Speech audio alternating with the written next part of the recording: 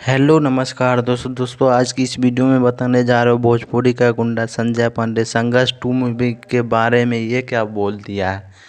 जी हाँ दोस्त, आप लोग को मैं बताने जा रहा हूँ कि जैसा कि आप सभी जान रहे हैं कि भोजपुरी का दबंग स्टार हिट मशीन कहे जाने वाले का आ रहा है संघर्ष 2 मूवी, जो कि बॉलीवुड को भी एक टक्कर दे सकता है। और बताया जा रहा है कि सबसे महंगा ये फिल्म बना है अभी तक में भोजपुरी में। और उसी पर जो है भोजपुरी का गुंडा संजय पांडे बहुत ही भयंकर बात बोल दिया है। आप लोग इस वीडियो में बने रहे। इससे पहले आप लोग चैनल पर नए हैं तो चैनल को लाइक एंड सब्सक्राइब कर दीजिएगा।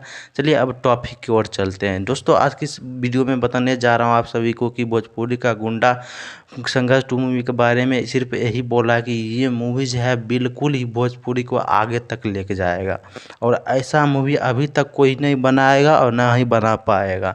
यानी खेसारी के कहीं न कहीं तारीफ करते हुए नज़र आ रहे भोजपुरी का गुंडा संजय पांडे ने। ऐसे दोस्तों आप लोग को क्या राय विचार है संघर्ष 2 मूवी के बारे में? आप लोग ज़रूर प्यारा सा थोड़ा कमेंट कर दीजिएगा। थैंक यू, धन्यवाद। जय हिंद, जय भारत।